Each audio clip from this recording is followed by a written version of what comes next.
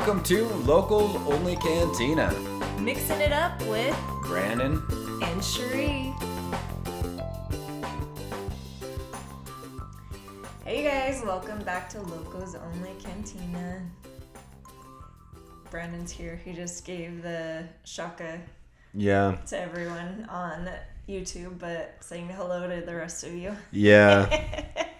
You gotta tune into YouTube to see all the hand signals and stuff. Yeah. So today we decided that we wanted to just talk about what makes couples successful. So I brought up an article that I'll share the link of, but it took the advice from 45 different couples that had been married for long amounts of times and just asked them what their secret or what their tip would be to have a successful relationship or a successful marriage. So I thought it'd be fun to kind of go through what they decided were great tips and strategies for marriages and see how we've implemented them or maybe not. And yeah, these are fun sometimes because sometimes I get to call bullshit on them. Yeah. Yeah. Or maybe we need to say, hey, we need to up our game. Right? Maybe. Right? Maybe, possibly, but let's drink first, though. Yeah. Cheers. Cheers. It was like a big shot. Yeah. All right. Okay. You're trying to get me drunk for this one. Let's do it. All right. Okay. Okay, so We're just going to jump in it. Yeah. Jump into it. let's do it. All right. Okay. So for the first one, what they were saying is, it's kind of a long one that they said, but it says, whenever we're working on something, we make it a point to ask the other person, can I help? It's so simple, but often people assume that their spouse will automatically know that they need it. You have to say it. It's hard to feel resentful towards the other person if you start the conversation with those words. So actually, I think I like that one a lot, actually. Do it again here. Did you not understand? Just want to make sure I did. Well, I think kind of what it's going down the lines of is a lot of times, like, you'll have a spouse probably sitting on the couch watching TV or something like that, and you're probably, like, possibly working on a project. Maybe you're reorganizing something, or maybe there's a lot of yard work that needs to be done out in the yard, and the other person just doesn't naturally go to or want to go help you out, right? But I mean, when you see your spouse doing those things, you should always offer to help or be there for them. Maybe is that what you got from it? Yeah. I actually have something that popped into my head. Oh, great. This will be fun. Is it something we should talk about? Well, something we're going to, whether we should or not.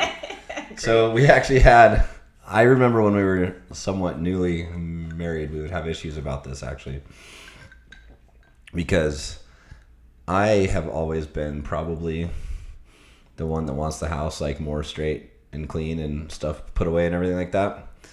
And I remember times when we were like younger and we lived in the apartments and stuff like that, you know. And I would like clean the house. I would do the dishes. I would do this or I would do that. And Sheree would not. I'm not saying just because I didn't ask her for help. I was just doing the things that would make me feel comfortable in the house. And as I cleaned, she would get mad at me because you were like expecting like that I was mad at you, but I was not actually mad at you. I was just like, I think you were a little mad at me. No. I think so. There may have been times, but what I'm saying is I do remember specific times where I was not mad at you. I was just doing the dishes. I was doing this or that, and you just like assumed I was pissed. So to counteract you or me, you thinking that I was pissed, you would get pissed in return. I'm like, what the hell are you mad at me about? I'm just trying to clean the house. Yeah, because I mean, so here was the thing in that situation. Now I know what you're talking about. Yeah, I totally did, but it was because it was my response to things that we had argued about prior times in our relationship. So I automatically was triggered by it, right? Like, you would come home. How dare you clean the house, you asshole. It's totally true. How dare you do the dishes. Oh, I would get so pissed because like I would be home with the kids and I would be really tired, and then you would come home and we would get in these arguments about having the house a certain way, right? And I immediately, anytime you came home and started cleaning, it brought me back to those fights and those moments where I was just like, I'm like, he doesn't understand that I've been doing this and this all day. He doesn't understand how stressful my day was. And here he comes home and he just starts cleaning and wants to piss me off some more. You know, like I totally did dickhead. that. How many wives out there would just love to have their man come home and I remember. Vacuum? I remember that there were moments. She would have been pleased if I just came home and just sat my ass on the couch and just let the house be a mess in that time. Only because I thought you were doing it in spite of me. Because I figured in my head that you wanted to show me and piss me off by doing those things. And so I remember thinking, I'm just going to, like, I'm just would get super irritated, and I just thought you were upset at me at the same time. So I was just like, go ahead, like, be pissed off at me. And I would just allow those feelings that were probably not even real to come to play. Yeah. Right? And that's one thing. That's one example. Now, luckily, that was mostly just a stage in our life. That's not how we've lived, like, our whole life. Yeah. But that did occur. But I think that's a big thing in relationships, because sometimes even your spouse might have an idea of what they want to do or a project they're working on, and I mean, it's easy to just be like, that's their project, that's their thing, they should do that, or whatever, and not be involved and not help out. But how much better is a situation if you offer the help and then they refuse it, and then you can at least know that they want to do it on their own. Yeah. So something else that pops into my head is when you order furniture online. Nothing do I hate more. Like, well, there are some things I hate more. I hate painting.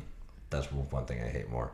But I really hate building furniture. Like when she buys, like she gets like a box, like the UPS guy brings a friggin' box of boards and screws and stuff. And it's not like it's that hard, but I'm like, we have a truck. Let's just go down to the store and buy something that's built. Why the hell do you have to? She's like, oh, it's okay. I'll because it's build cheaper. It's a third of the price. I know. Way. I'm saving money. But then Shree's like, oh, well, you don't have to. I will. And I'm like, fuck that. I'm not gonna sit here on the couch while you go over there and build this thing. So I have to. And the whole time I'm like, I hate it when she buys these goddamn shelves online that I have to build.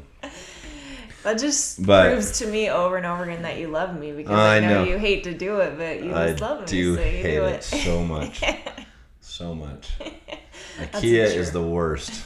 Yeah, I stopped buying stuff from IKEA because it was too much. You had to go and get it and then put it together. I could literally just buy it online and still put it together, and it's the same effort. That's true. Actually, a lesser effort, right? That's true, because you get to just sit at home. You don't have to go through their huge, stupid store, I guess. Yeah. Are there anything else? I thought of both of them. Can you think of one? Oh, before we move on? I don't know. I think we've been pretty good for the most part in our marriage. Like, if you're working outside, I'm working outside also. Like, we usually are always trying to ask for help unless we're pissed off at each other and we want to, like, allow them to feel the pain. Right? Suffer. Like, suffer. That can happen too. Yeah. But where does that get anyone? Like, but at the end of making the other person suffer, you just no one ever wins. Both end up pissed. Yeah. Well, I think that's a good idea. I don't think it's worth spending a shitload of time on, though. So let's move on. Well, I think it's a good way. Like, one of the things they ended with on that was just to say, can I help? And that's how you work through any of those. Like, just ask if you can help, because they may need your help and they're not asking for it. It's like one of those things that we talked about in one of our other episodes about expectations, right? Don't be the person that's expecting the other person to help. Like, I could order that stuff online and I could start putting it all together and being pissed off that he's not doing it for me.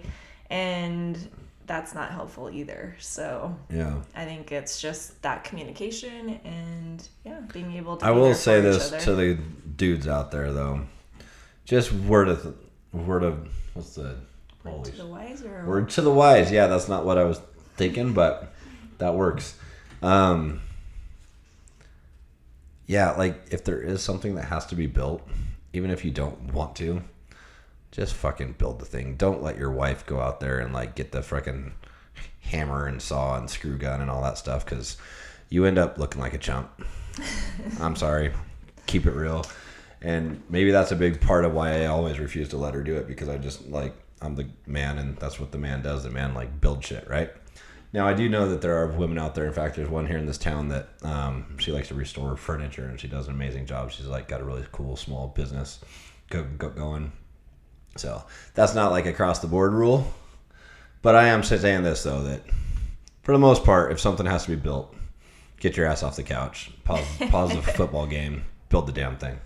Well, I think too, it's just like asking that simple question, because maybe she does want to do it on her own. Maybe it's a project she's been excited about, you know. But if you go and ask and say, "Can I help?" then she can say, "Hey, no, I just want to do this on my own." But she would be very appreciative to the fact that you offered. Yeah. You know, maybe you don't even have to help. It's just the offer, right? Yeah.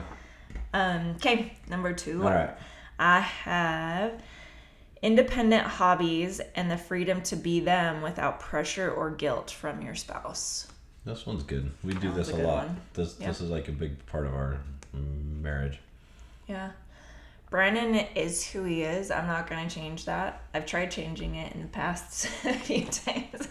That didn't work out so well. But no, like it really doesn't. And I think like it's just good in general to be supportive of the other person and what they're interested in. This goes back to what we've talked about before, like how people, they get married. Guys a lot. I always talk to guys about this, is you get married, get into a long-term relationship, and you give your cool away, right? You have to have interests to be interesting, right? So you shouldn't give up the things that you enjoy to do. You know, like if you play guitar, keep playing guitar. You ride bikes, motorcycles, jet skis, skiing, snowboarding. I don't know. Whatever floats your boat. If you can't do that within your relationship, you're probably married to the wrong person. Yeah. I mean, you got to support people's interests. You don't want your spouse to feel like I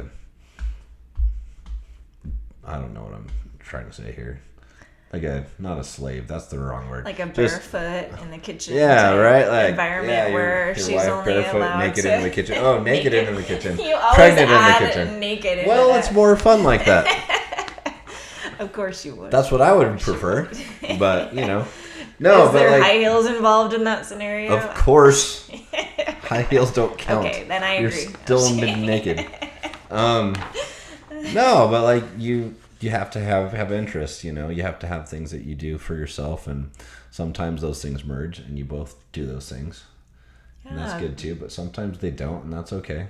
Yeah. I mean, Brandon goes on a lot of motorcycle rides with his club and different things like that, or he'll go with his brother or wherever, and I think it's really important to have those separate hobbies so that you can have time away a little bit and have those times to be able to come together and talk about those things and to keep that interest, right? Like you were saying earlier. I think that's really important, and to be supportive of your spouse and their interests as well. Like not just enduring it, but to be supportive. And like with my other podcast that I do, Brandon listens to them and he gives me feedback on them because I hate listening to them. So it's good that one of us listens to them.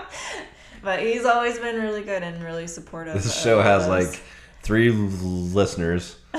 Shree's not one of them. No. I don't support this at all. No. I just don't like to see my face or my voice or hear my voice. So anyway, I think that's a pretty simple one, but it's a very important one, like to be able to be supportive of those things. But, yeah. Okay, so the next one is, and I'm just doing, I don't think I mentioned this, I'm doing like the 10 ways that you can have, or 10 tips that you can have to have a better relationship, to have a great relationship or a great marriage. So I don't know if I stated that in the front. I don't know if beginning. you did or not, but whatever. That's okay. Anyway, so there's about 10 of them now. Maybe if we come up with more, it'll end up being 11 or 12. I'm just kidding. Anyway, so the third one is we always back each other up with decisions made for the kids and present a united front. Our kids learned a long time ago not to go to the other parent saying that he or she said it was okay. And I think that's a huge one. Our kids try it. Even though our kids know that it's not going to work, they still will try it over and over again. Yeah. But there's definitely been hard times in our relationship with our kids and the importance of being able to stand by each other. And Brandon and I, like, that has been a big one because, like, there's going to be many times in your relationship with your kids and in your marriage where you're not going to always see eye to eye about raising your kids and the way things go. You can, like, if you disagree with... So, there are times, let's be real, where I feel like she reacts somewhat irrationally in situations with the kids, and there's times where she feels like I do too. Yeah. But what you don't do is you don't have the disagreement in front of the kids. Yeah. You back the other person, then you go in the other room and say, okay, I think this was a little bit not good that you said this, right? Yeah. And I think it's important to hear your partner in those moments too, because sometimes when you're in an argument, especially when your kids get older, when they're teenagers, they want to fight about everything, right? Yeah. And so it's so easy to get heated in those moments with your kids and maybe go a little too far sometimes. And so to have a spouse be able to say, maybe you went a little too far there, I think it's a great way to recenter yourself and realize, okay, did I go too far with that? Or did I get too angry or upset about that? Or maybe I needed Brandon even to step in and actually be a little bit more there for me, where my kids may feel like they can control the situations a little bit. But they always do this because I'm always like the no parent. I'm like, no, you can't do that. No. And then they'll go to dad and ask him, right? Because like... And I'll be like, well, what did mom say? They know I'm not dumb, but they still try. Yeah, kids will try that over and over again. And we've always told them that they can't do that, but they still try it. So you just have to continue like being that way and being able to tell them that they can't do that. So yeah. I think that's a big one. But I mean, that can cause a lot of issues. And I don't think a lot of couples realize the issues that cause. And one of the biggest issues that it causes when you allow the kids to have the power is that it gives the power over to them, right? Like if you stand behind each other in your decisions that you make as a couple with your kids, then they know they can't go to the other and talk bad about the other parent. And there should never be any of that because we're a couple first and we're raising our kids together. I'm not raising the kids on my own level and he's not raising the kids on his own level. We have discussions about those things and then we stand by each other with what we decide. And it may not always be what I want. It may not always be what Brandon wants, but like it's so important to make sure that you have that power established as a couple and never give it over to the kids, because once they realize they have the power, then they walk all over everybody. Yeah. There's been lots of times where I didn't necessarily agree with the way that Shree dealt with this situation, but it's my job to like back her up with the kids. And vice versa. Yeah. And the crazy... And you know what? The thing is, if you overreact with the kids, I don't necessarily... I mean, unless you like get insane and get physical and hurt them, like, of course that's not good, right? But if your punishment is a little bit stronger than it ought to be, that's not necessarily like a bad thing, right? Because they still learn that thing was not okay and then they're not going to do that thing again. Maybe it's better to overreact sometimes than underreact sometimes. Well, and our kids are a whole lot more resilient than we even realize, right? Like, you'll have an argument and the next day they're like, hi, Mom, I love you. And you're like, ugh, I'm still mad about something, right? And they just don't even realize it. Shree came home one day a couple of weeks ago. You can tell this story, but I'll remind you.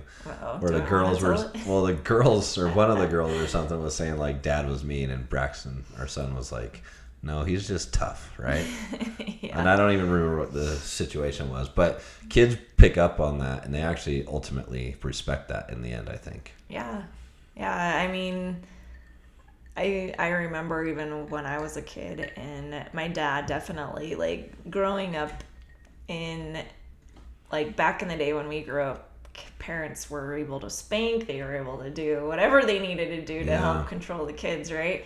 And I got spanked many times. My siblings got spanked many times. I mean, like, that was physical abuse that, like, they don't allow to have happen nowadays, right? Physical abuse is not abuse. Well, no, but that's not what, play into that. That's what they consider, like, abuse and stuff nowadays, right? And guess what? We grew up and we are amazing functional adults, and that didn't hinder anything, you know. But some people would look at that and be like, that was too far, you know. But I mean, our kids are resilient. They learn these lessons, right?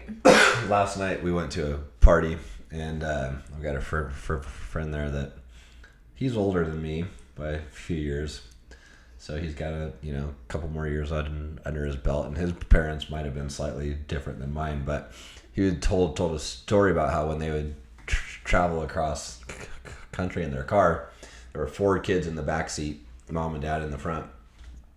And the kids were so close in the back seat, right, that they're like 4 of them shoulder to shoulder from like the East Coast, I think he said, to Utah, where we're at. Wow. And the kids, it'd be miserable, right? Oh my gosh, it would be the worst. I can't even imagine. We literally rent a bigger size car for our road trips. Yeah, we're willing, and we don't need a third row seat. I do not want the pain of hearing my kids argue about it. How his dad he had this range where he would swing his arm around and like, literally, if you didn't, he's like, I knew exactly how far back to like sit in my seat, so my dad would miss my chin. He would swing around, and if you got caught, you would get clocked in the chin by his dad, right? He's like, so we would fight in the back seat and act like assholes. And he's like, sometimes my sister would get knocked, sometimes my brother would. He's like, but I knew exactly how far to sit back in my seat so I didn't get clocked in the chin. That's hilarious. Right? That's like nowadays, like dad would get like locked up, right? Yeah. But that was the way things were. That was and guess what? He's turned out to be a totally functional, super responsible, highly functioning adult. Now there is a line that you can cross with abuse, but those are just the fun stories. Like, our kids will never have to deal with that. And he tells the story though, like with like love for his dad too, right? Like, not like my dad was this abusive asshole. No. He knows that the kids were being assholes in the back seat. He can understand that. I'm gonna have to ask my siblings if they had the whole. I kind of sort of remember like my parents reaching back, but I came from a bigger family, so we had a 13-passenger van, and I always sat clear in the back. Friggin' big old stick to hit the back seat. But that's pretty funny. But yeah, I think that's an important thing. I mean, that's actually a really crucial thing for a marriage, because the relationship, if you choose to have a relationship separately with your kids over your spouse, then that is a lot of the causes for a lot of divorces. Actually, I was just watching this video. This video that went viral because this lawyer had, like, people kept asking her, like, she does TikToks and different videos and stuff, and somebody had asked her, what is the profession that women divorce their husbands in the most? Like, that was like one of the biggest questions she had, and she was afraid to answer that question, and the answer to that question was that it was women who are stay-at-home moms. And her conclusion that she came to in that scenario was that these women part of what it was is they would choose to develop the relationship with their kids over their spouse. And it was like her and her kids against the guy that was providing for them. And so it's so easy to have that separation in your relationship when you choose to have your own relationship with your kids. Yeah, that's one thing that I've always felt like. On one hand, like, you gotta say, like, my kids come first, right? Because you're responsible for them and everything like that. But my opinion is that your spouse comes first. Kids are like a super duper close second, right? And the reason is if you don't have a good relationship with your spouse, then the kid's life kind of falls apart anyways. Yeah, your kids definitely need the both of you, and if you can't like make sure your relationship is good, they notice those things. They're not stupid. As time goes on, if you don't have a good relationship, they pick up on that. Yeah. And then they can see that those dysfunctional relationships might seem like that's the norm, right? And you don't want your kids to be able to see that. No, you don't. I can attest to that firsthand. Yeah, so number 4, how to share the household work is a hot button issue for many couples. We decided to figure out the day-to-day tasks the other absolutely hates to do and then swap them. If your spouse does the chore that makes you a complete pile of misery, your appreciation for them is even more. So, I don't know. That's a different one. I've never heard of that before. We've never really discussed this one before. I think that would be...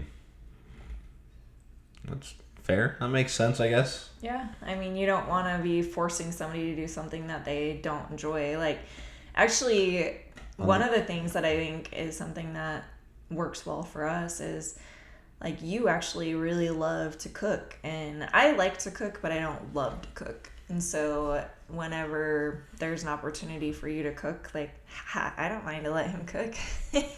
No? I used to say, like, I was always like, no matter where we live, we're going to have a grill, we're going to have a smoker. Now there's a griddle added to it, and my life is good. Like, he loves to cook on those, and I love his food, and I think it's amazing. So that's one of the things that I think that I don't particularly enjoy. Like, I love baking and all that, but I don't really love cooking. I think if I had more time, I'd enjoy it a bit more, but I think you really enjoy it, and I do like to cook. That's fun. Yeah, I think that's fair.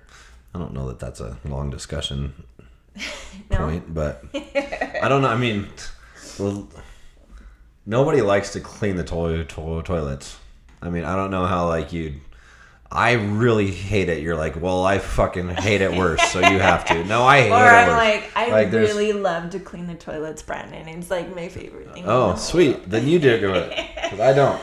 I think most household chores are like kind of miserable to do. But yeah, I don't think we've ever had that discussion as to who likes certain. I don't. Vacuuming is so fun. I just love this so much, so that's why I do it. I guess there was one for me though. What's that?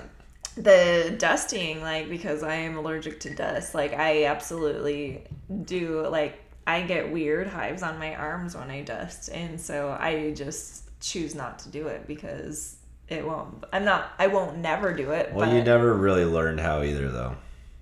What is that supposed to mean? I learned that, I'm sorry, mother-in-law, I love you to death. But we lived with Cherie's mom and dad for a bit, and she was like, okay, it's time to dust. She just got like a rag. Here's a rag, go around and dust things down. The reason you're allergic to the dust is because you just spread it and it goes into the air. Got to use spray. And then it stays on the rag. It gets wet, stays on the rag. You never learned how to do it the appropriate way. I learned that when I lived with your mom and dad. Yeah. That nobody knew how to dust around there. But it's not very nice, Brennan. My house was clean. My friends spray used to. now, though. Well, now you do. But I still get them. Back in the day, though, you but did I not. See what you're saying. Just would spread. Yeah. I'm like, we're not even dusting. We're like spreading it into the air. It's coming off of this table and going into the air, and then it's just gonna fall back down on the table again. My house, when I grew up, my friends used to make fun of me because they said it looked like a museum because my mom had all this antique stuff around and it was all like perfectly clean and all that and everything. But so I learned. His mom also owns a house cleaning business, so it probably was just always immaculate. And him growing up, he was a single child pretty much growing up. That is true. So. But no, I wasn't a single child. Pretty much. I was younger than my siblings and they moved out when I was about 10-ish. Yeah, pretty much a single.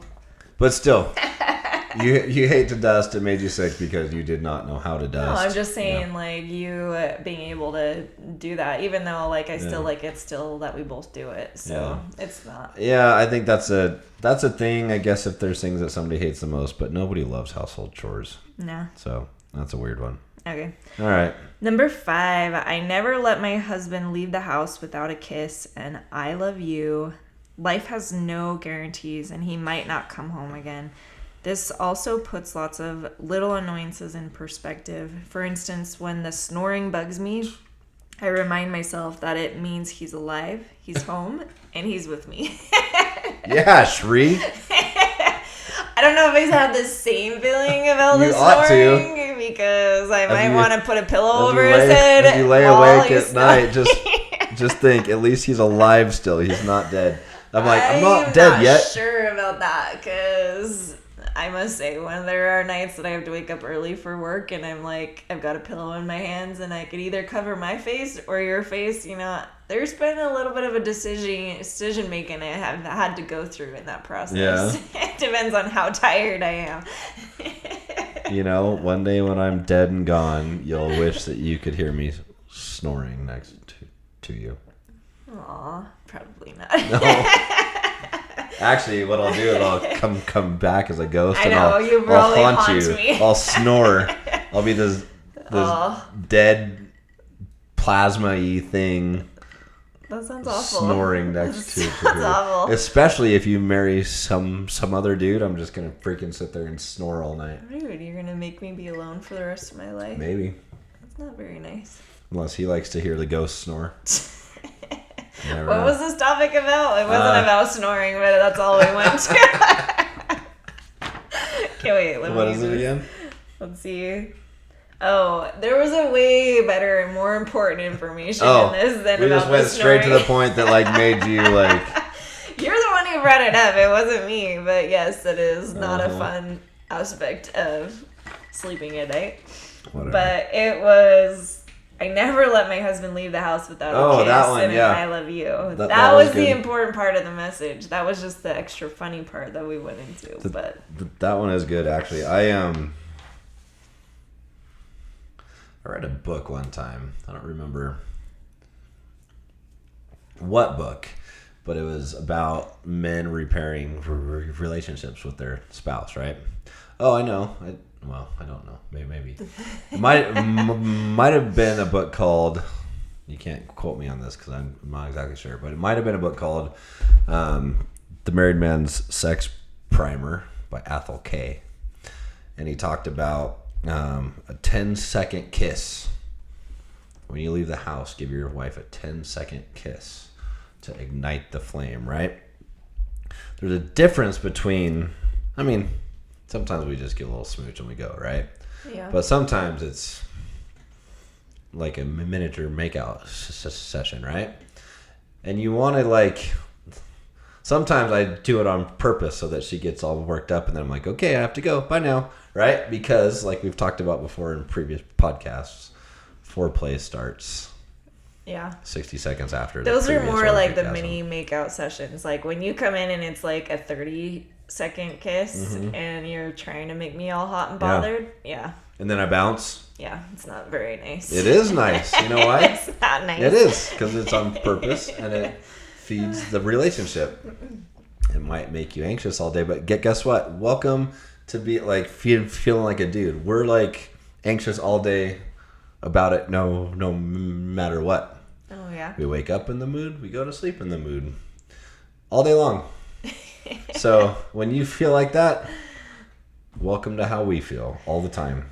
Yeah, I think though I love that whole 10-second kiss though, because I know with me, I'm kind of a workaholic, and sometimes I'm just Brandon gets all mad at me because I'm trying to push him out the door sometimes, but we definitely always give kisses for the most part.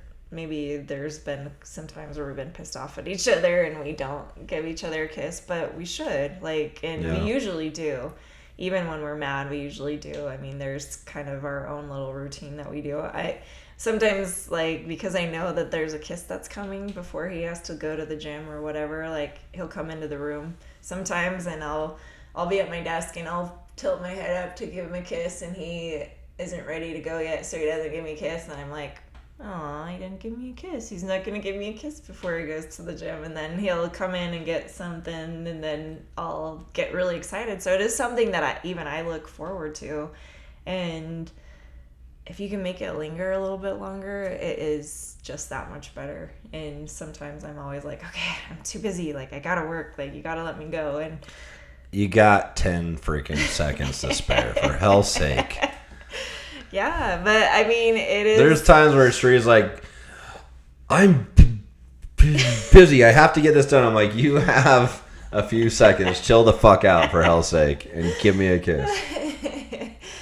No, but I mean, that just shows you, like, it's pretty much been part of our routine for a long time. Though I do remember when we were younger, like, it wasn't something that we did all the time. Yeah. Especially when we started having kids, and I was just in the mode of, like, being mom and getting stuff done with the young babies when they were little. And then I remember one day you came up and, like, you had me read this book also about the feeding and proper care of husbands, and I was so mad when I got that book. You didn't read it, though. I did. You did not. I did. I could tell you what it talks about. I think it was more for women than it was for men. In the understanding. It was for women, yeah. That's why I gave it to But in that book, it's a good book, actually. This was one we talked about. You just can't read it intending to be pissed off about all the words it says. Well, I read it with an open mind. I think that, like, you had mentioned that your dad or your mom gave it to your dad gave it to your mom or something, and she threw it out, and you gave it to me, and I was just like, I was so pissed off because we were in a fight at the time, like, we'd been fighting.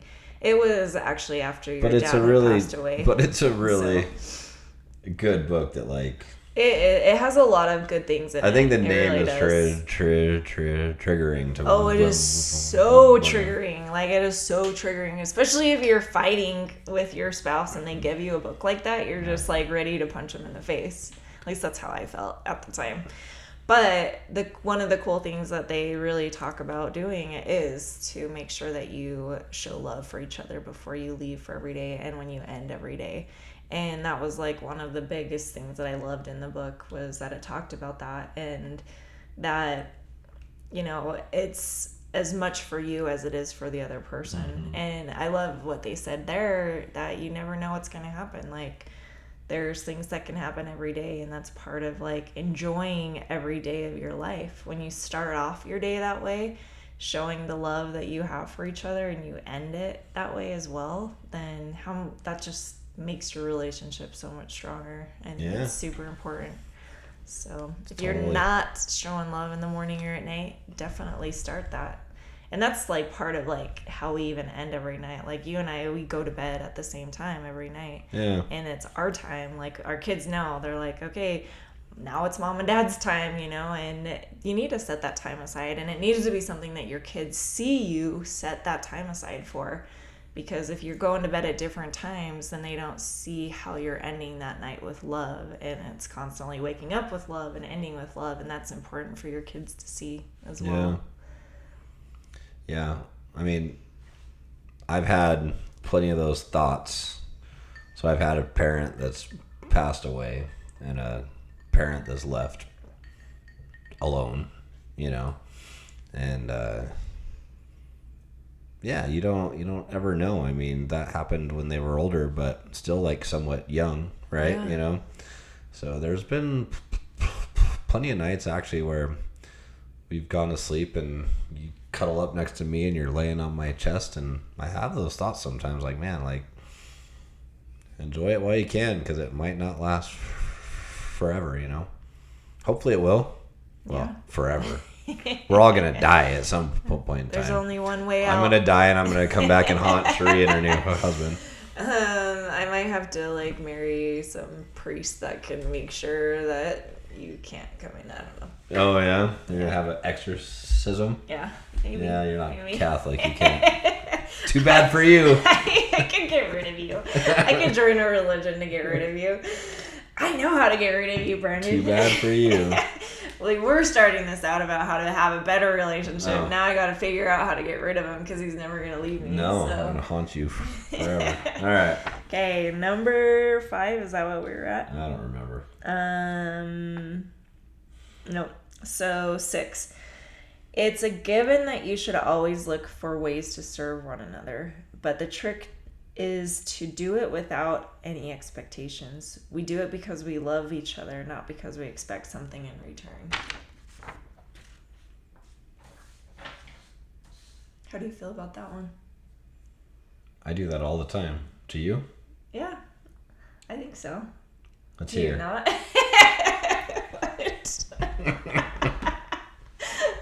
Why are you looking at me like that? I feel like I'm in trouble or something. No, you're not.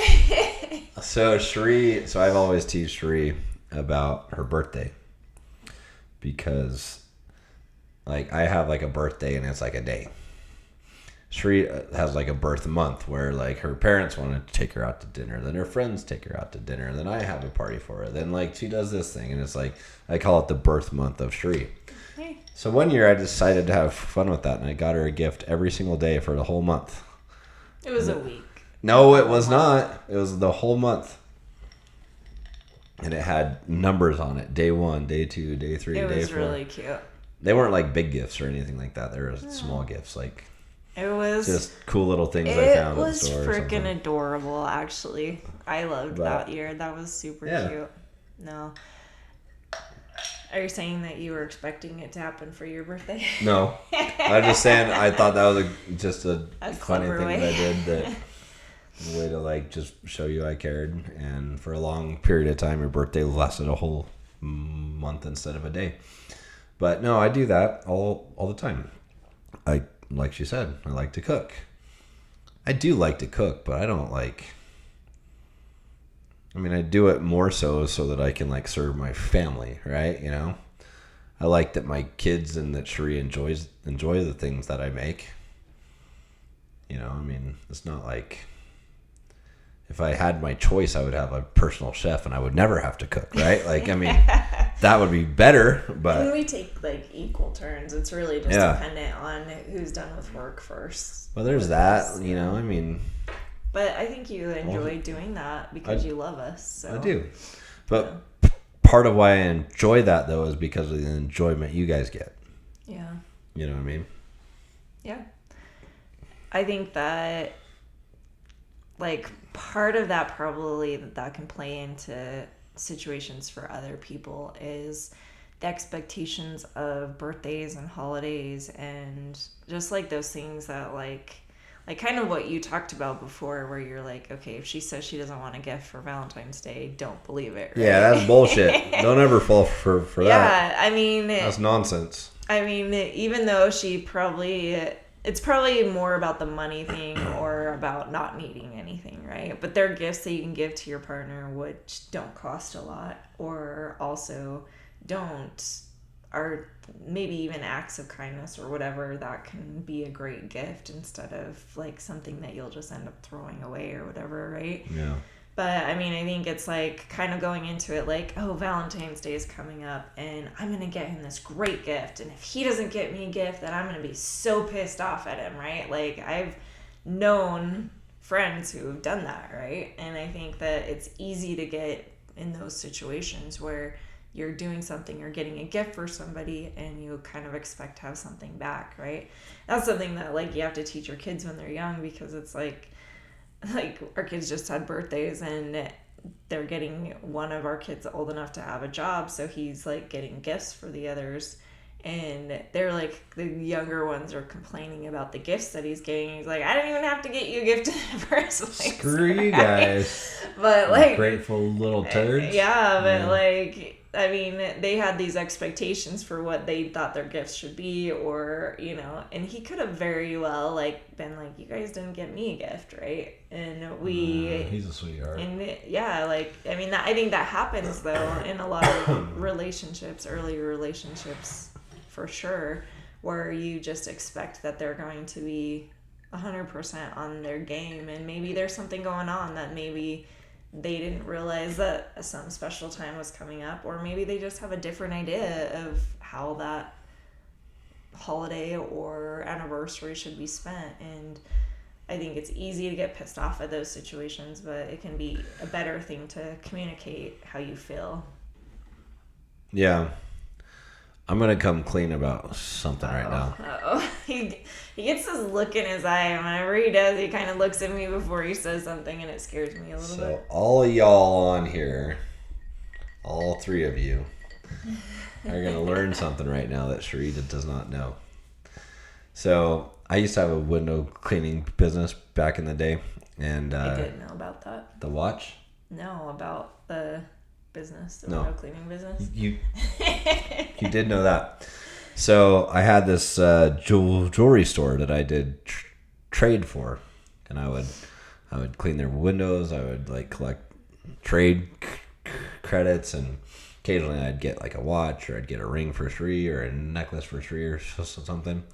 So one day I came home. I had a bunch of money saved up there through trade, and I had watches. Or I bought watches. I bought one for me and one for her. I came home and I gave her hers. She's like, "Oh, I wasn't going to do this until this weekend when we go out." And I'm like thinking, oh, fuck. What day is it? Oh, no. What day is it? Did you not remember? It was our anniversary that day. And I'm like, oh, and I figured it out before I'm like, oh, yeah, well, I wanted to do it now. So I gave her watch. So she can be mad at me right now because maybe I didn't know that it was that day. But guess what? She lost the watch, and it was a really expensive watch. So I feel like I can come clean. I still have the watch. You do not have the watch. The Swiss Army watch with the red face. You do not have that watch. You lost it. It's gone forever. And it was expensive. Anyways, that was just a fun story that I felt like I'll come clean right now because it might be fun for you to hear. But it was like a miracle. But I'm like, fuck, what day is it? It's no. Okay, yeah. Well, here you go. I meant to. Yeah, actually, you know what's funny about that? Purely by chance, though. Actually, the funny thing about that is I do remember that day, and I'm thinking to myself, why is it that guys usually are the ones that forget about anniversaries, and why is my husband so good at remembering? That was awesome. This was like years ago. This was probably like 10 years ago. I've told people for probably the last at least 10 years that you're always better at remembering those dates than I am. Yeah, that I do remember those dates, but that one was a pure accidental coincidence. Well, and as a result, that worked out. Yeah, it did. The watch is probably in the backyard somewhere. No, in that old house. It's not. I'm going to show you that watch. Okay. We'll have this discussion later, and we might report back to you guys. We'll see. Okay. All right.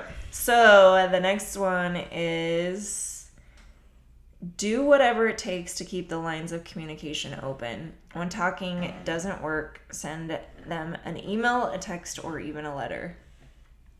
Huh. I have a little bit of a difference of opinion on this, so you share your thoughts on this, and I'll tell you my thoughts. I think it's good, and I don't think we do it enough, to be honest. I mean, nowadays it's text. Letter, I live with you. I'm not going to go to the fucking post office and put a stamp on a thing. I think it's more meaning you leave a letter in the morning, right? Or something like that. But I don't know how many people would need to mail their I own think spouse that that sounds strange to me. I think we probably could communicate more during the day than what we do. Yeah, I'd say so. But we still do. See, you're thinking more along the lines of the sweet things we should say to each other, or the thoughts we have about each other, right? And I'm thinking, if we're in a fight, keeping that communication open is a big thing. So I was thinking the opposite. The reason why I'm thinking about lovey-dovey shit, and Shree's like, let me explain to you why I hate you. Well, my whole thought process went this direction when I read that, was that anytime we've had an argument and I've decided to text him how I feel about it, he'll save that text and he'll read it back to me and he'll describe how he felt that text went, and it ends up becoming a bigger fight for us. So if it's about save it and I'll read it back. Yeah, because it's like, it's in stone. It's like the 10 Commandments. Like, once you text that person or once you send it, I stand there at the top of the mountain with two stones in my arms. You come home from work and you're like, did you see these commandments on these stones that you wrote, and you told me this is how you feel, and you must abide by these words that you said in this text and in this letter. Jeez. And I'm like, what the hell? It was a text and it was bad, and I wrote it and I didn't mean it the way that you read it. There should have been a comma right there. And then he's like, no, it was written in stone, and I will have to punish you for this. She's drunk. Whatever. No. This is why when you and I get in a fight, I never text you what I'm feeling, because you did this to me so many times. Whatever. You're so full of it. It's been a while since that's happened. So full of shit. It's true. You're so full of shit. No, I love that whole thing. Like, we should have a whole course on how to write your 10 Commandments the right way. Your text? No. No, I seriously, like, now whenever we get in an argument, I'd rather just come home and have the argument with you, because I don't want to be forced to agree to the text I sent you, because I may not have meant them the way you read them. It's not my fault you don't have a way with words. Hey, it might be true, but, I may forget a comment, and maybe I would like to eat grandma. I would like to eat grandma. Yeah. See, that could be taken two different ways, right? I don't like to do the text fight thing anyways. Text fighting is stupid. Any of you out there who like to text fight, you're stupid. Yeah, stop it. Not a good idea. It's not effective. You can't portray emotion. You can't portray sarcasm. You can't portray any of that stuff. Stop it. It's not useful. People that send like a novel text back and forth all the time, stop it. Pick up the phone and call and talk. That's you useful. Get home, talk face to face, useful. Doing the text back and forth all day, it distracts you from the shit you have to do. Yeah. You can't understand it. It doesn't make any sense. Not useful. Stop it. Yeah. Yeah. And so you don't want your spouse to become Moses and have the 10 Commandments when you come home and have to discuss your punishment. Okay, well, see, I don't know. What do you guys think? Because I went straight to lovey-dovey. She went straight to, like, being mean. Which one of us is the mean one here? Which one of us is the mean one here? Oh, he's trying to not be the mean one. I'm not the mean one. No, I think that there's always more you can do during the day, because you get busy with your lives. For real though, like, I do believe back to the lovey-dovey stuff though. I had to get the 10 Commandments off my chest, okay? I get it. I understand. That's fine. But back to that part though, right? To like, I'm trying to focus on how to make things good. I think that we could probably communicate more through the day, but... Well, I think it just goes back to like what we always talk about in being how you were when you first got together, right? Mm-hmm. I mean, when we first got together, we didn't have a lot of texting, because texting wasn't really big yet. Smartphones or anything like that. Yeah, so we would call and talk to each other all night long, right? And during the day, we would send texts or we would call each other. Like, I remember when we were dating, like, we just couldn't get enough of each other, right? And so we were constantly like either together or calling each other, or like constantly communicating. There was one time a while ago, not too awfully long ago, I got this text from Cherie, and she said, "What's your favorite color?" I said black. I thought that was a weird thing for her to ask me out of the blue in the middle of the day. Then she sent me a super sexy picture of her in some black long lingerie. Right? That was rad, right? That was cool. So she had this thing all planned out in her mind beforehand. I had no clue, and it was fun, right? So cameras have phones on them, guys, girls. Yeah. You know what? I mean, I'm not like an advocate for sending them out to who knows who and who knows whatever and all that stuff, but hey, they're your spouse. Like, have some fun, play. Yeah, for sure. I mean, that's like one of the ways that we like to play during the day. And I have a lot of friends that are like, oh, I would never do that. And I'm like, why? Like, don't you want to send something to your spouse and have them be like, yeah, that's sexy. That's my sexy girl, or that's my sexy guy, right? I think it kind of just keeps like the foreplay going throughout the day. Yeah. And for sure, like I feel like there's definitely more times than not that we don't do that stuff, but we can do it more, I think. Okay, tomorrow.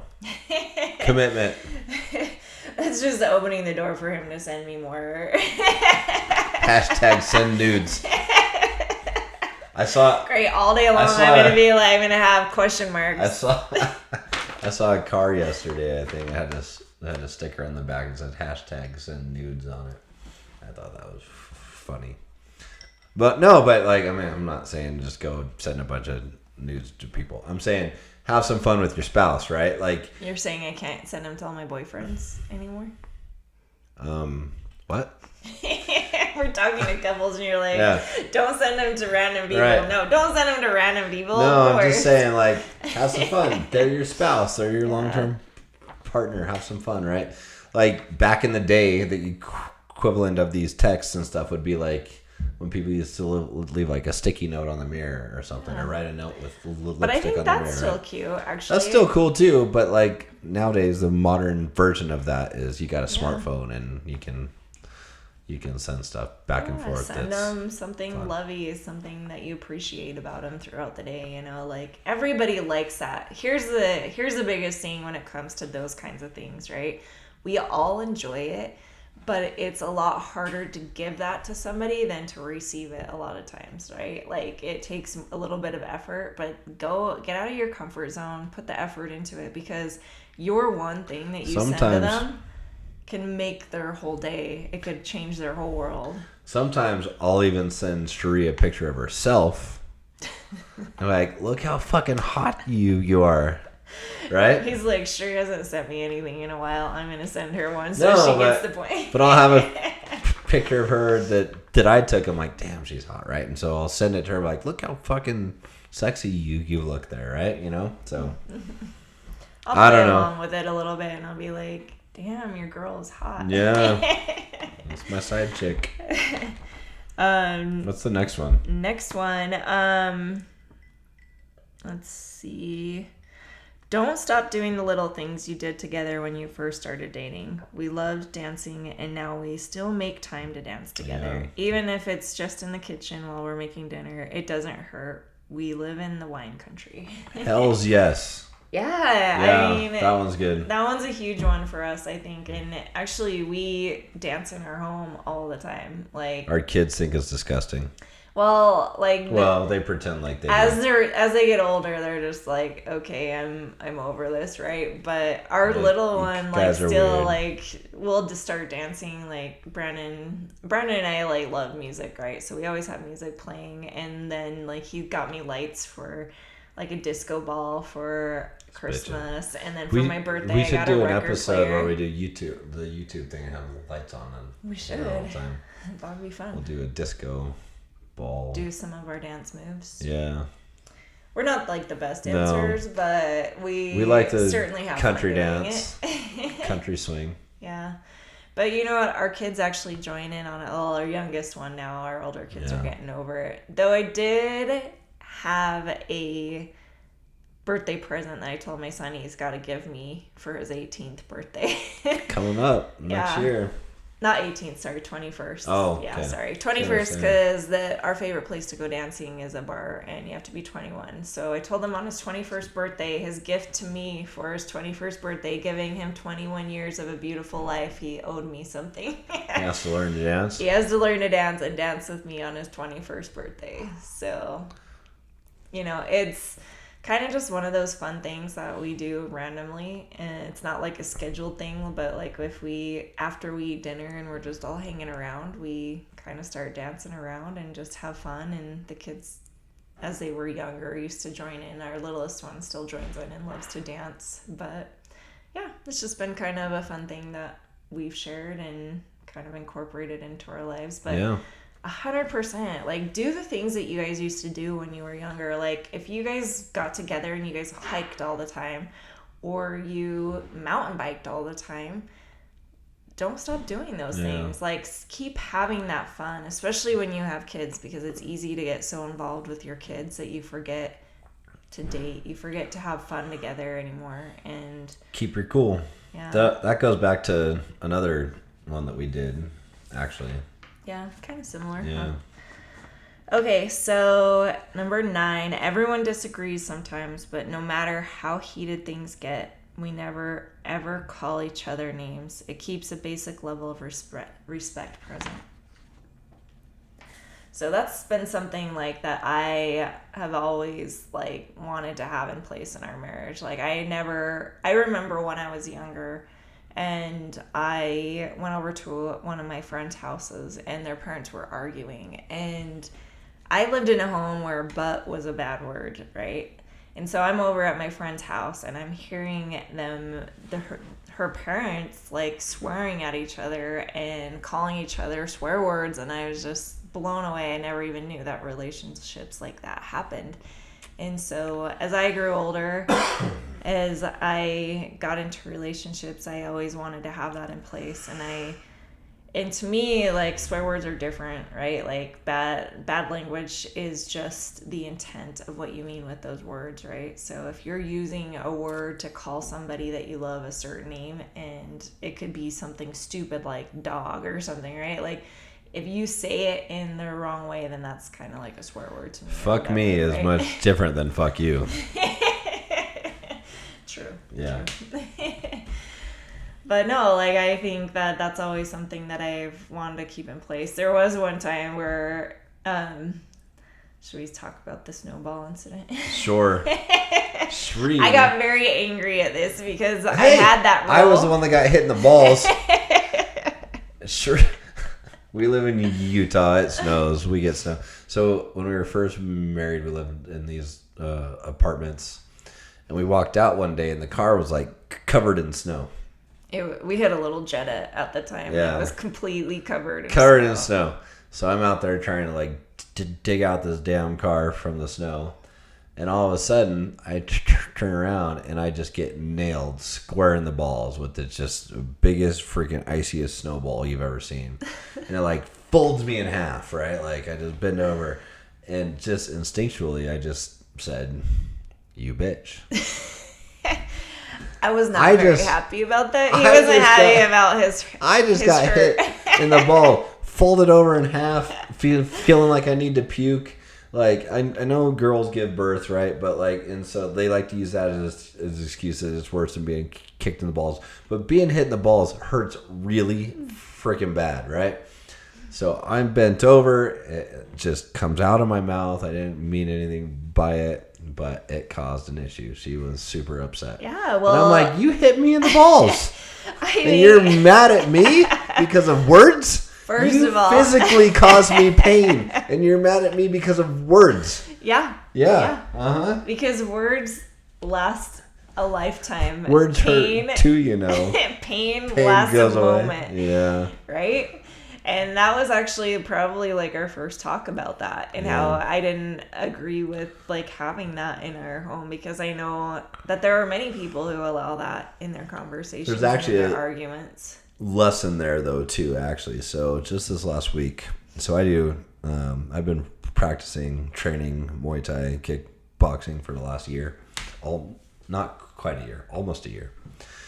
And we had a sparring night this last week, and I got kicked square in the nuts. Did you call him a bitch? I didn't call him a bitch, actually. Wow. Right? Now That's the lesson. That's the lesson that I'm trying to share. I saved him from that pain. No, you didn't. I'm sharing that with you because of this, right?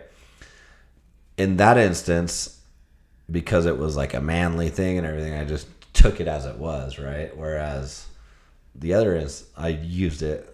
I'm standing there smiling, throwing a snowball. I got this grin on. I'm like, this cute little young boy. If some dude can kick you in the balls and it hurts as bad, there's no need to call your wife a bitch when she hits you in the balls with a snowball.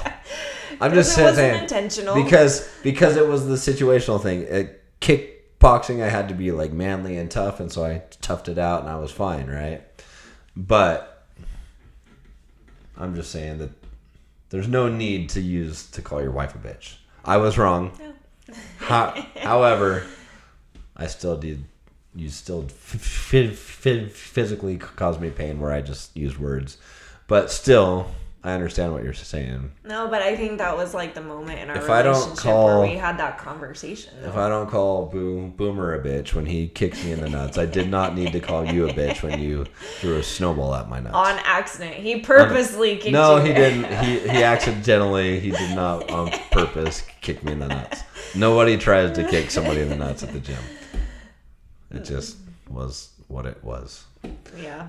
I think, though, like, that was an important part of our relationship, though, because we had that conversation. And in that way, you knew that that was an important part for me in our relationship. And we've pretty much lived by that. Yeah. Like, I don't think we've ever, like, gotten an argument. And I'm like, F you a-hole. You know, like, we never do stuff like that. We don't do stuff like that. When we argue, it's just about trying to communicate, and we're not always the best at it. You know, I was talking to somebody the other day, though, and they were talking to me about their fights. They get in, and I'm like, man, it could be a whole lot worse, that's for sure. Like, the fights that we think are so bad are, like, so mild compared to some. Yeah. He told me about that argument in that fight. Yeah. And I was like, so mild. Yeah, I don't know that I could stay in that relationship. Anyways, what's the next one? Next one? Yeah. What's the next one? Okay. This is the last one. This is number 10. So number 10. Big number 10. For how to have a successful relationship. Okay. Which is what? So take every opportunity to touch each other. Hold hands, snuggle, and get physical. It helps keep you bonded, and you'll feel better. Thanks to the Oxycontin rush. What? What? What? Okay, that it says that? I'm not sure where that came from, but maybe you should read it today. I didn't fully read all of these. I pulled them from the article. We are not trying to encourage you guys to do oxys. I'm not really sure what it means by that, actually. I don't know either. But it has an exclamation point, though. It does. I think they were trying to be funny, but... Yeah, so we're not advocating that, just FYI. The first part, though... Yeah, the first part. Take every I read the first part and I was like, yes, that's touch, like a good one. Hold hands, snuggle, get physical, helps keep you bonded. Yeah. Except for that last part. We're just gonna like do without the drugs part of it. But no, for real. Like, for real. There are... I was kind of... Let's see. How do I want to word this? People in my life. I was somewhat raised in a way where some people would say things like, guys are perverts because they want to like just have sex all the time or this or that. Listen, women out there, if your guy wants to have sex with, that's a compliment. For hell's sake, he wants to be physical with you. He wants to show you how he like feels about you, how he cares, right? Like, yeah, that is a good thing. We live in this weird day where like some people see that as like this weird thing and a bad thing. Is not. If you don't have that, You're just friends, and that's it. And probably you're not very good friends. Yeah. Yeah. Right? When you have a relationship and it's good, then you want to give to your relationship that way, right? Yeah. Like, and Brandon's like 100% right there, where it is a compliment. I mean, if you are with a partner and you don't want to have sex with them, that is the biggest. You shouldn't be with them. Well, that's like the saddest situation to be in, right? And not that it might be because of your own insecurities, or it might be because of like not feeling good about yourself or whatever. Like, being able to like be with a partner who wants to have that intimacy with you is a huge compliment, because not everybody has that. So if you have a partner that wants to keep that alive in your relationship, give back to that partner, honestly. And here's the crazy thing, you guys, like, especially as women, like, I know, like, we don't work the same way as men do. Like, we're not always like on it and want to like sex isn't like the main thing on our mind all the time. But there's little things, and kind of what it's talking about is the touch, the snuggling, like all those things that play into like that intimacy that you can have together. And if you're touching each other during the day, if you're snuggling, or like you're doing the morning kiss and the evening kiss, if you're going to bed at the same time, if he's grabbing your butt here and there, smacking your butt, you know, like some people think that's demeaning or whatever, but like, there's just little ways that you can flirt with each other throughout the day to where it's going to want the other person to want to have sex with you, to want to have that relationship with you. And we kind of talked about it in a couple of episodes before about how you can go from being cold to asking for sex, and that's not really the best way to go about it. If you're playing your game, because it's all still a game. Like, we all think, oh, I want to get married so the game's over. Well, the real game just began, and you don't understand how incredible your game can be when you're both doing it for each other. You don't ever have to worry, is he going to do that for someone else, like you do when you're dating, right? Like, maybe he's just playing me and then he's going to go to somebody else. No, in a marriage, like, you both play the game and reciprocate those plays, right? Like, have fun with it. Something that Sheree said, like, so when she's like smacking your ass, and some people see that as just demeaning. If your husband smacks your ass and you see that as demeaning, you only see that way because somebody told you to. If he smacks your ass, it's because he likes your ass. That's awesome. There's nothing wrong with that, right? You should be like, oh, my husband loves my ass, right? Yeah, of course he does, right? Like, that's fun, that's play, that's good times. It's a good time. Brandon literally runs around the house doing this. I warm it up like this. Like, he warms it up. So when he comes into the room and he's warming up his hands, I'm like, she runs away from me. It's like a game of tag at our house. So he's always it, and I'm just running away. Yeah. But at the same time, it's just this fun little game we play, and it keeps the flirting alive, and that's what it's really all about. That last one, I think, is very huge, because when you can keep the play alive, when you can keep like just having fun together and enjoying the moment, then it makes it so that time at night, like when you decide to be intimate and have sex, that you kind of already done the foreplay. You've kind of already laid out the romanticized part of your relationship, so that you want to have that happen at the end of the day, and it's easier not to turn your foreplay lasts all day long. Yeah. And this is the thing, right? People are very, very cold, and then all of a sudden are like, hey, babe, you mind if we like have sex, right? And like, that's not how that works. The touching part, all that stuff throughout the day, throughout the days, falling asleep at night, waking up to the next day, and rolling over. So Sheree's not really a snuggler to like fall asleep. I'm not, like, but we snuggle for a bit, and then we get into our Have you seen his arms? Have you seen his arms? Like, if he puts his arm around me and snuggles with me, it's like a 500-pound weight on top of my body. But then, so we snuggle at first, and then we like separate to some degree. And then the next day, like usually if I'm awake before she is, I roll over and snuggle some more, right? So we fall asleep like that, wake up like that for the most part. It's fun. It's good. And yeah, I might not always love the snuggling, but I know that that's important for our relationship. She does. And I know that he loves it. And I always tell Shree, I'm like, listen, when I'm dead and gone someday, you'll miss it, right? So and that's true. That's the truth of it. Yeah. And it's definitely just an like important part of it. Whatever it was, right? Be grateful for my snoring because it means I'm alive still. I'll be grateful more for your cuddling than your snoring. Yeah. At least, like, I get to have my sleep during the night. Oh, right? goodness. No, but I think that's a great one to end on because I think if nothing else, that's one thing that will, like, keep that intimacy alive in your relationship, and that changes your relationship from being just friends to actually being a couple, being in a relationship. Yeah, we did this before, but there's a dramatic difference between being roommates and lovers.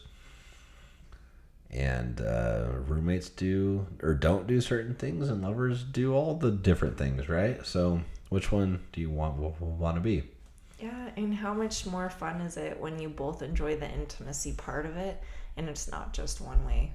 It's a lot of fun. Yeah, it's so much fun. Yeah. And there's so many relationships out there because I've talked to so many different people who struggle in that area, and I think we just let life get in the way. We let ourselves get tired. Guess what, you guys? Brad and I work a lot, and we're tired at the end of the day. But we know that at the end of the day, the most important thing for us is to come together as a couple, and we make that our time. And that's been a huge thing for us in our relationship because it's important, because that's when we are able to bond and become a better couple every single day. So Hells yes. So have fun with it, guys. Like that, this whole thing is supposed to be fun, and when you do the things the right way, then it's effortless to have the relationship that you want with your partner. Maybe not effortless. Well, I think when you're in the mode, because it takes effort. Oh, 100% takes effort. Like but you have to in like, those moments, work on these it things. feels effortless is what I mean. When you get in flow, like flow zone, right? You know, it's like a hip hop artist. When they get in their flow, they can just fucking spit, right? And that's when you have like those long stretches of just like effortlessness. That's what I mean. It's not gonna always be that way. Well, sometimes you get blocked and you gotta like work your way through it and everything. But yeah, I think that.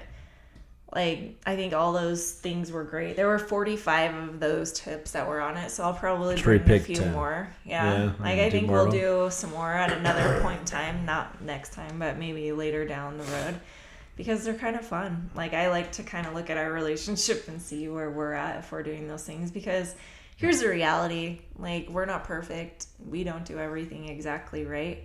But we've been through a lot of things that we've had to learn from. And I think that we can learn from other couples who have found secrets or tips, and hopefully you guys can learn from our experiences as well. So share your tips. Like, I want to know how you guys feel about these things.